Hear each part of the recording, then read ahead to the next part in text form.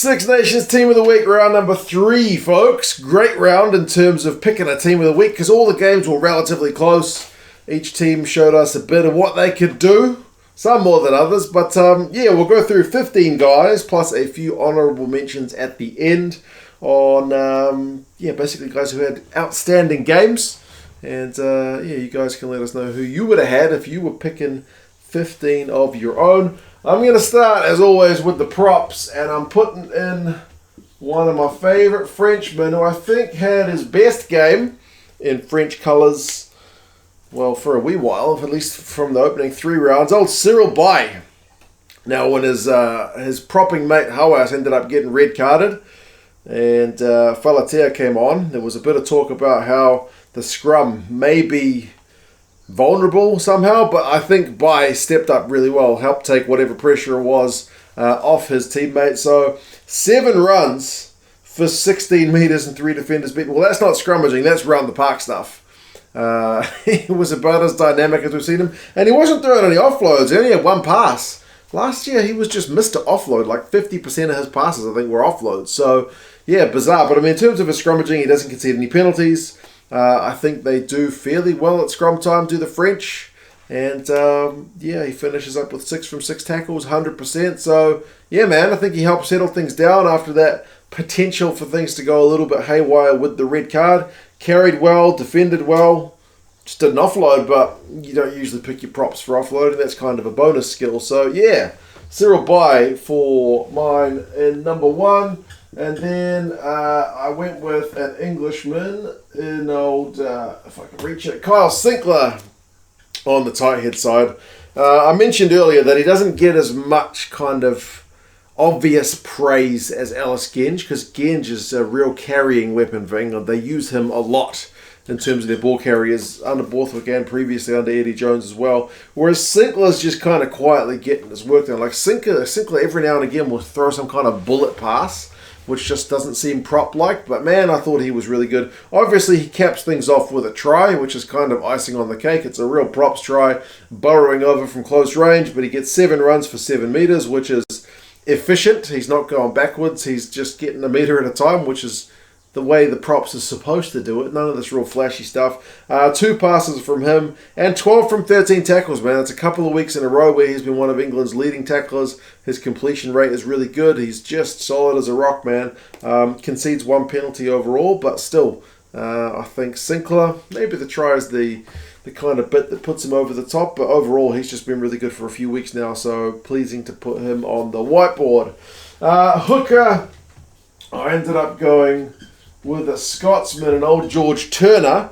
I thought they kind of mauled it a little bit too much, but if they'd mauled it a little bit more efficiently, he might have been able to get on the board with a try. Obviously, Xander Fagerson went pretty close from 1 maul, but overall, the line-out operated pretty well for the Scots. I think Turner had 1 go awry, and so does his replacement. But, the line-out was largely pretty efficient against the French pack, which has got a few disruptive line-out jumpers, albeit without Cameron Wokey. 9 runs for 32 metres and a defender beaten is what you kind of expect from George Turner. He's always been a good ball carrier, and among the hookers this week, he was, I think, pretty much your top dog. 6 passes and an offload. He makes 6 from 6 tackles. He does have a couple of turnovers conceded, so there's 1 chance that I seem to remember kind of going and begging. But overall, Turner, I think, with his dynamism, is making his presence pretty welcomely felt in that Scottish front row. So despite a losing shift, I thought he stood out pretty well. So there's your front rowers. Second row, I went with another guy who I think kind of had his best game in a wee while, in his old Maro Itoje. I think he's been a little bit outshone in a different way by Chesham. Like, Chesham's been doing a lot of ball carrying, which has not ever really been Maro's forte. He's been kind of a defensive powerhouse, turnover machine, line-out operator kind of thing. But yeah, Chesham's looked really good the first few weeks, but this week I think we go with Maro. Different role, as I say. I mean, 5 runs, 7 metres, a defender beaten is nothing all that flash, but he still finishes the game with 4 passes, including a tidy wee try assist. He wins 4 lineouts, which I think is... England only had 5 lineouts. They won 4 of them, and I think Maro won every single one. So key line-out man for England in that game. One of the top tacklers of the round, man. 19 out of 23 tackles, so showing his efficiency. Doesn't concede any penalties. The guy gets a lot of stick for being prone to some dumb, niggly penalties. Not this time. Just the one turnover conceded. So overall, yeah, I think that's a wee bit of a kind of classic Maro performance. So pleasing from him there. And another guy who kind of put in a big shift is old James Ryan. Now, overall, you'd say the Italian forward pack fronted up really well against the Irish, who you might have expected to be a little bit more able to kind of push the Italians around, but wasn't that much the case. But James Ryan, I think, still put in a very, very busy shift. I mean, obviously finishes with a try, which is a nice way to kind of, as I said, get that kind of cherry on top, icing on the cake, whatever you want to call it. But still, 10 runs for 27 metres is good for a lock, especially in a game when, as I said, the forwards are not getting that much go forward. Like, you wouldn't have picked James Ryan to get more metres than Caelan Doris in this game, but that's what he did. Like, he was genuinely very efficient. Beats a defender, 5 passes and 3 line-out wins, so he's busy ball in hand. He's one of the Irish top tacklers with 10 from 11. He does have a couple of turnovers conceded, but no penalties conceded. And yeah, man, James Ryan, who's also been a guy a little bit, I guess a bit like Maro, kind of criticised a little bit for maybe not maintaining that miraculous pace that he kind of started his career with. He's had some injuries, you know, and with the competitive second row in Ireland, he sometimes gets given a bit of grief. But nah, man, I think this was a good shift from the big man, especially captaining in Johnny Sexton's absence. So there you go. There's your type 5. Loose forwards, I went with another Scotsman, and old Jamie Ritchie. He's probably been a little bit unlucky not to feature on the whiteboard thus far, because he's been especially good kind of turnover merchant thus far for Scotland. He's been, I think, getting at least one a game, right? And he continues that run. He gets a turnover in this game as well, along with 13 from 14 tackles, which is, again, a particularly busy shift. One of the top guys this week for sure. He makes 5 passes and has 5 line-out wins, so very, very kind of busy with his athletic job, which is a skill set he's always had. His carrying game has never been that flash, 8 runs, 14 metres.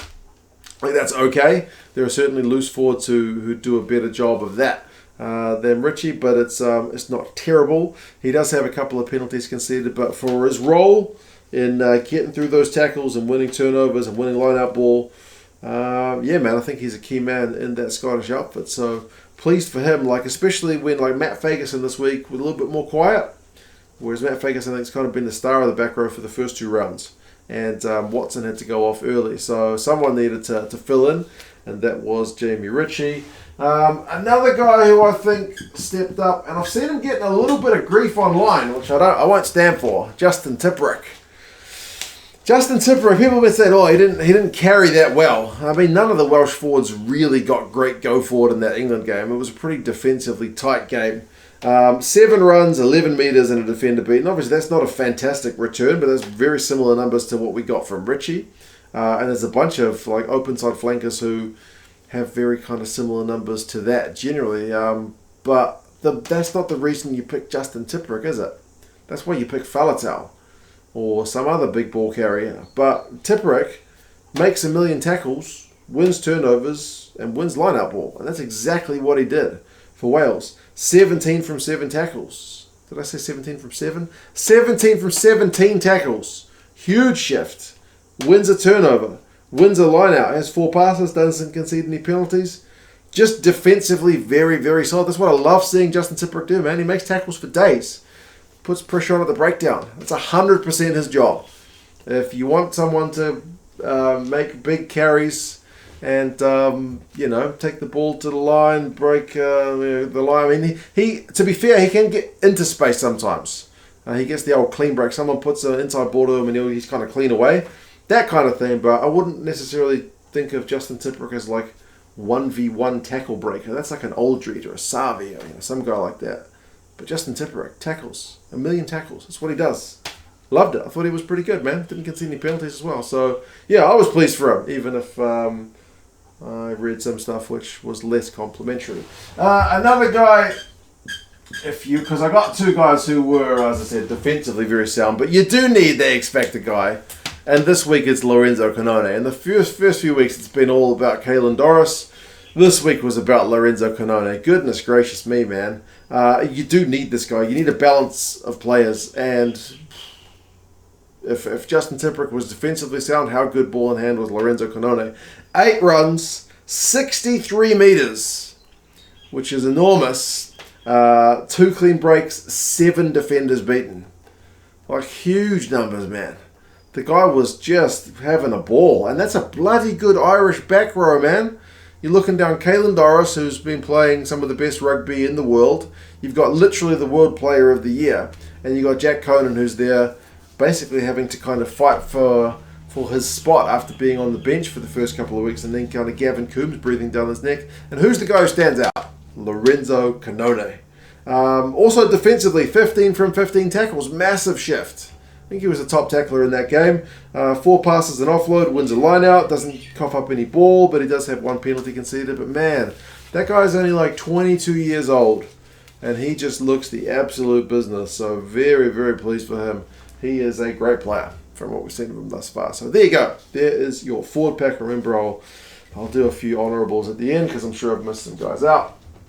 9, I swear I try to find other guys, but it's DuPont again. It's DuPont again. And I feel like a real broken record because I pick him and then I say, oh, it wasn't his best game. But he's still very good even when it's not his best game. Like 9 runs for 13 meters for DuPont is remarkably quiet ball in hand. Like credit to the Scots for very much limiting his chances to run the ball. He still has 49 passes, an offload, and 2 try assists. So he is a key part of everything good the French do. And then he also has 13 from 14 tackles and makes that kind of key tap tackle as well on Russell, doesn't he? So I don't know that France win that game without DuPont, man. DuPont's class. He does concede a couple of penalties. He does win a turnover though, in kind of in contrast to that. I think it was like a one-handed one, wasn't it? Where he gets over the ground. He's just such a nuggety guy, isn't he? Really hard guy to move. But yeah, not DuPont's finest game ever, as I said, like for the millionth time. But the guy is still very, very good. Kicks well, and he did shank one, so he is human. But yeah, DuPont, he's pretty good. Another one, and I keep picking this guy as well. Old Finn Russell. Now, I admit, when I pick this guy, there's certainly part of my brain which is biased because I just like watching him play. Because you never know what you're going to get. Like Ross Byrne, there's another guy who cops a little bit of stick. Ross Byrne, I thought, pulled the strings really well for Ireland. But he's not a guy like Finn Russell to, take the ball to the line. He virtually never does that because he's like a general, he's a distributor.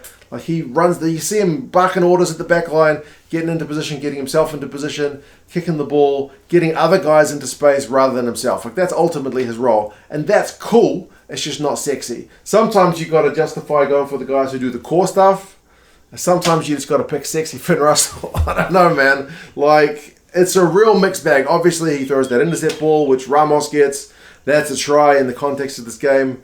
That's a kind of brutal one, and maybe France don't win if it's not for that kind of pass. But then also, he gets a try of his own, and he sets up another one. So if he's going to cost you a try, he's probably going to make one or get one himself, isn't he?